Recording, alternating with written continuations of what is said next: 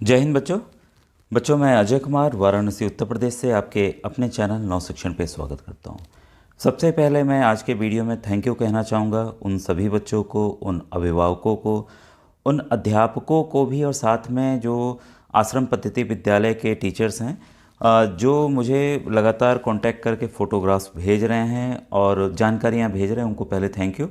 देखिए, आपकी ही वजह से इस परीक्षा के प्रति जागरूकता हमारे उत्तर प्रदेश के समाज में आएगी, और ये जो बेहतरीन विद्यालय हमारे सरकार द्वारा बनाए गए हैं और बनाए भी जा रहे हैं, तो इसके लिए इन विद्यालयों में काफ़ी जागरूकता बढ़ेगी और बच्चे इन बेहतरीन विद्यालयों में पढ़ सकेंगे।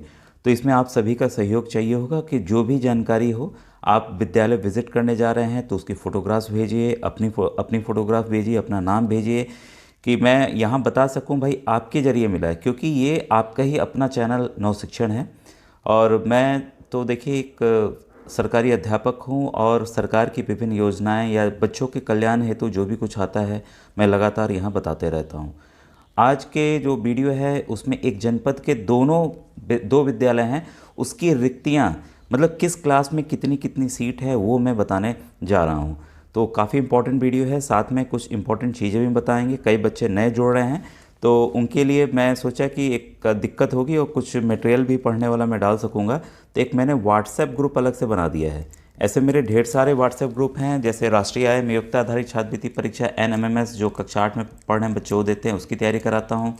नवोदय विद्यालय कक्षा 6 और 9 की भी तैयारी स्टार्ट मैंने की हुई है काफ़ी पहले से। विद्या ज्ञान स्कूल हो गया, अटल आवासीय विद्यालय जो बेहतरीन उत्तर प्रदेश में बने, उसका काफ़ी मैंने व्हाट्सएप ग्रुप अलग बनाया हुआ है। तो और श्रेष्ठा योजना जो SC वर्ग के बच्चे हैं उनके लिए बस फॉर्म आने वाला है। कई बच्चे पूछ रहे थे सर कब आएगा, तो ये बच्चों देखिए मुझे एग्जैक्ट पता नहीं है, लेकिन ये जान लीजिए मार्च महीने में आने की पूरी उम्मीद है। ठीक है, जो पहला फॉर्म आया था मार्च में ही आया था।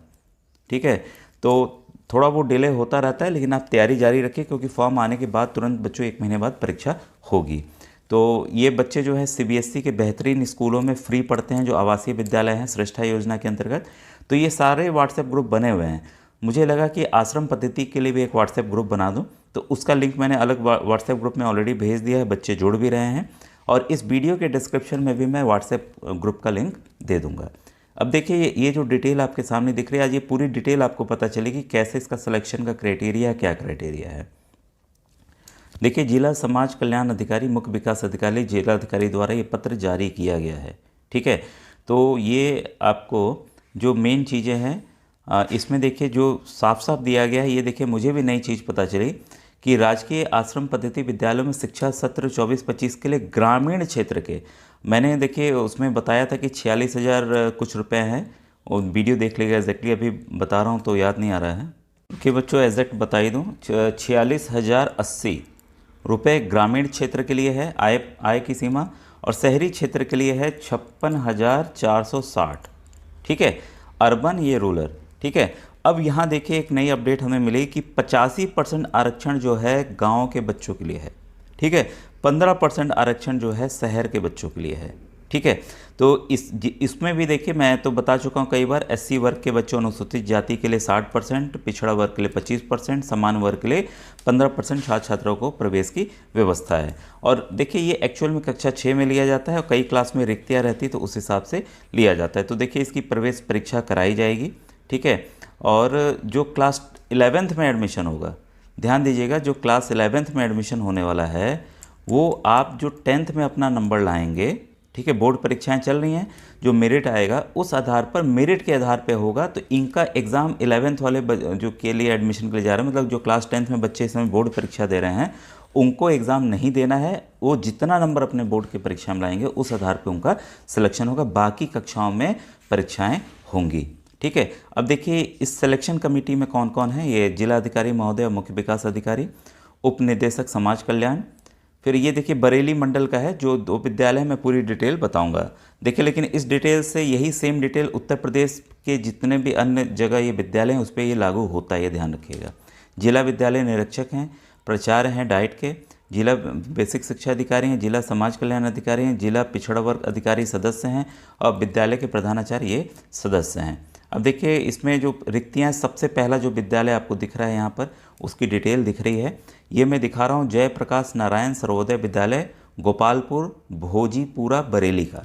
ठीक है, तो अब इसका नाम जो आश्रम पद्धति विद्यालय है उसका नाम बदल के जयप्रकाश नारायण सर्वोदय विद्यालय कर दिया गया है, क्योंकि इन स्कूलों को सरकार द्वारा, जो हमारी माननीय मुख्यमंत्री हैं श्री योगी आदित्यनाथ जी द्वारा, उनके नेतृत्व में इन स्कूलों में काफ़ी कायाकल्प किया गया है, काफ़ी बदलाव किए गए हैं। बच्चों को अब इन स्कूलों में अब जान लीजिए IIT, मतलब आप इंजीनियर बनना चाह रहे हैं उसकी मुफ्त शिक्षा दी जा रही है, आप डॉक्टर बनना चाह रहे हैं, नीट की तैयारी करने चाह रहे हैं तो आप उसकी तैयारी मुफ्त वहाँ पर कर पाएंगे। बाकी तो देखिए रहना खाना पीना और कपड़े गद्दे ड्रेस वगैरह किताब कॉपी पेंसिल सब कुछ फ्री है। कंप्यूटर लैब मैंने कई बार दिखा रखा है, जो बच्चे पहली बार देख रहे हैं वो मैंने आश्रम पद्धति विद्यालय की अलग से मैंने एक प्लेलिस्ट भी बनाई हुई है, तो उसको आप लोग जाकर देख लीजिएगा। अब देखिए यहाँ पर जो डिटेल है, कक्षा 6 में सभी बच्चे जो 70 सीटें हैं सभी पर ही कुल रिक्त संख्या इसमें अच्छे पूरी ही दिखा रहे हैं। तो इसमें जैसे कि आप देख रहे हैं कुल जो है एक क्लास में 70 बच्चों का एडमिशन लिया जाएगा। ठीक है, जिसमें से 42 बच्चों अनुसूचित जाति के रहेंगे। ठीक है, 18 बच्चे आपके OBC अन्य पिछड़ा वर्ग के रहेंगे और सामान्य वर्ग के आपके 10 बच्चे रहेंगे। तो ये देखिए कुल आपको मैं ऐसे बड़ा दिखा दूंगा तो आपको क्लियरिटी यहाँ पर आएगी। ये देखिए क्लास 6 का है। ठीक है, 42 बच्चे अनुसूचित जाति, 18 OBC और 10 सामान्य जाति के। ठीक है, इसके बाद देखिए कक्षा 7 में कितनी जगह खाली है। अनुसूचित जाति SC बच्चों के लिए 3 है, अन्य पिछड़ा वर्ग के लिए 1 है, सामान्य के लिए 2 सीटें हैं। और कई बच्चे बोल रहे हैं सर ये ध्यान रखिए केवल ये बरेली के स्कूल की स्थिति है, बनारस की अलग है, जौनपुर की अलग होगी, प्रयागराज की अलग होगी, बस्ती गोंडा की अलग अलग होगी। तो जहाँ की मुझे जानकारी मिलते जाएगी मैं बताते जाऊँगा। आपसे रिक्वेस्ट है अगर आप किसी स्कूल में जा रहे हैं उसकी आपको जानकारी मिलती है तो उसकी साफ फ़ोटो खींचकर मुझे भेज दीजिएगा। ठीक है, अब देखिए कक्षा 8 की ये स्थिति है। 24 सीट खाली है SC बच्चों के लिए, 1 सीट खाली OBC के लिए, 1 सीट खाली है जनरल के लिए। ठीक है, वैसे ही देखिए कक्षा 9 के लिए जो एडमिशन अब ये कौन लेंगे, कक्षा 5 में पढ़ने वाला, कक्षा 6 में पढ़ने वाला, कक्षा 7 में, कक्षा 8 में इस समय जो बच्चे पढ़ रहे हैं एक क्लास कम, वो इन क्लास में एडमिशन लेंगे।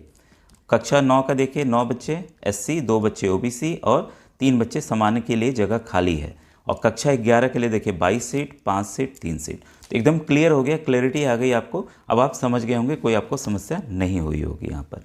अब देखिए जो मैं दूसरा विद्यालय दिखाने जा रहा हूँ वो है बच्चों जयप्रकाश नारायण सर्वोदय विद्यालय मनौना आंवला बरेली की डिटेल। ठीक है, तो इसके भी डिटेल में आइए, फिर मैं आगे महत्वपूर्ण चीज़ और बताने वाला हूँ, पूरा वीडियो अवश्य देखिएगा। इस विद्यालय की देखिए अलग स्थिति है, सेम नहीं है। उसमें देखिए 11 में जगह खाली थी ना, बस SC के लिए खाली है, बाकी के लिए है ही नहीं।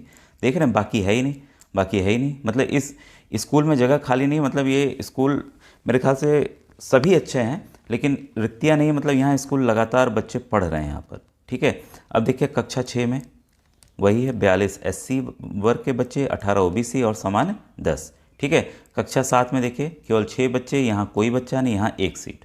ठीक है, वैसे ही कक्षा 8 में केवल 11 अनुसूचित जाति, कक्षा 9 में केवल 2 अनुसूचित जाति। तो ये देखिए ये डिटेल इस विद्यालय की थी। ठीक है, अब देखिए कुछ अन्य डिटेल मैं बता दूं। देखिए ये साइन किया हुआ है इस लेटर पे, प्रिंसिपल हैं जयप्रकाश नारायण सर्वोदय विद्यालय गोपालपुर भोजूबिरा बरेली के। ठीक है, उक्त समिति के माध्यम से कक्षा 6 और 9 में प्रवेश परीक्षा और 11 में संभावित रिक्त स्थान मेरिट के आधार पर लिया जाएगा। ठीक है, अब यहाँ देखिए विज्ञापन निकाल दिया गया भाई। ठीक है, विज्ञापन हो गया, मैंने आपको दिखा भी दिया। अंतिम तिथि जैसा आप जानते हैं उत्तर प्रदेश के सभी विद्यालयों की अंतिम तिथि फॉर्म जमा करने की 5 मार्च है। कई बच्चे बोले सर हमारे यहाँ कब है, आपके यहाँ भी यही है। ठीक है, फिर प्रकाशन सूची, पात्र आवेदकों की सूची होगी भाई, कौन कौन बच्चा परीक्षा दे पाएगा 20 तारीख को। ठीक है, और एडमिट कार्ड भी आपको मिलेगा फिर मान के चलिए। इसके बाद है परीक्षा आयोजन की तिथि 27 मार्च। मैं कई बार बोल रहा हूँ कि परीक्षा आपकी कब है, 27 मार्च को है। रिजल्ट कब आ जाएगा, 31 को। तो आप अपने नए विद्यालय में आप अप्रैल में चले जाएंगे। तो और भी जो प्लेलिस्ट में वीडियोस हैं बच्चों उसको देखिए, आपकी कॉन्फिडेंस भी बढ़ेगी। अब देखिए क्या क्या लगेगा, कई बच्चे पूछ रहे थे। ठीक है, कई बच्चे पूछ रहे थे क्या क्या लगेगा, इसमें पूरी डिटेल आ गई है। ठीक है, इसमें देखिए जो मुख्य है वहीं से मैं पढ़ूँ। यहाँ देखिए प्रवेश लिए जाएंगे इच्छुक मेधावी छात्र छात्रा अभिभावक प्रवेश हेतु आवेदन पत्र विद्यालय से निःशुल्क प्राप्त कर। आवेदन पत्र बरेली का देखिए विद्यालय से मिल रहा है, आपके भी जनपद में आप जाइए विद्यालय से मिलेगा। ठीक है। लिस्ट पूरी मैंने 94 विद्यालयों की लिस्ट दिखाई हुई है, प्लेलिस्ट में जाइए और थंबनेल से आप जान जाएंगे कि इसमें मैंने दिखाई हुई, इसको देख लीजिए, पता वगैरह सब दिया हुआ है उसमें। ठीक है। आय, जाति, निवास प्रमाण पत्र, आधार कार्ड, अंक पत्र, चिकित्सा प्रमाण पत्र एवं 2 फोटोग्राफ संलग्न कर दिनांक 15/3 तक विद्यालय में जमा कर सकते हैं। अब देखिए इसमें सवाल उठता है कि कई बच्चे पूछेंगे सर चिकित्सा प्रमाण पत्र कहाँ बनेगा, तो ये मेडिकल ऑफिसर बनवाते हैं। ठीक है। अंक पत्र अभी मिला नहीं, अभी हम पढ़ रहे हैं, तो विद्यालय से लिखवा लीजिए कि हमारा बच्चा भाई यहाँ पढ़ रहा है, उसको जमा कर दीजिए। आधार कार्ड होगा, मान लीजिए आपने आय नहीं बनवाई है, अभी जाति नहीं बनवाई है, तो आप जब फॉर्म लेने जाइए तब पूछिए कि सर आय जाति अभी बन नहीं पाई है या किसी कारणवश हम 15 तक नहीं दे पाते हैं, तो क्या हम एडमिशन के समय दे सकते हैं, ये आप ही पता करेंगे ना। ठीक है। तो आपको ये पता करना होगा कि बरेली की क्या स्थिति है। ठीक है। अभी तक देखिए मैंने जितने ने दिखाए इस तरह से एग्जैक्ट नहीं आया था, ये अलग आया है। ठीक है। तो ये अलग अलग जनपद में अलग अलग हो सकता है। ठीक है। तो आपको ये खुद पता करना होगा और मुझे यूट्यूब के कमेंट सेक्शन में लिखकर बताना होगा कि वहाँ पर क्या बताया, अधिकारी गए उन्होंने क्या बताया, स्कूल वालों ने क्या बताया, स्कूल का नाम बाकायदे लिख के आप भेजिएगा। ठीक है। तो ये देखिए जमा करने की अंतिम तारीख हो गई। पात्र छात्र छात्राओं की सूची का प्रकाशन 20 मार्च तक किया जाएगा। प्रवेश परीक्षा 27 तारीख को विद्यालय में ही आयोजित होगी, कहीं नहीं होगी, 11 बजे आयोजित की जाएगी। अब देखिए अब कई बच्चे पूछेंगे सर क्या आएगा। एक बच्चे ने मुझे बताया कि एसएसटी सामाजिक विज्ञान आना है, विज्ञान आना है, गणित आना है, अंग्रेजी आना है, हिंदी आना है, इतने विषय बताए उसने। मतलब जो आप पुरानी कक्षा 6 वाले 5 का देख लें, 8 वाले 7 का देख लें, ठीक है, 9 वाले 8 का देख लें, तो इस तरह से आप पिछली कक्षाओं का पूरा देखिए। ऐसे में मैटर बीच बीच में आपको समझाकर, मेरे वीडियोस काफ़ी बने हुए हैं, मैं भेजता रहूँगा, व्हाट्सएप ग्रुप में जुड़े हैं तो आप। ठीक है। तो ये बच्चों ये देखिए पूरी जानकारी थी बरेली की, और आज हमें कुछ एक्स्ट्रा जानकारी भी मिली, तो जो आपको जानकारी मिले मुझे भी भेजिएगा। Thank you.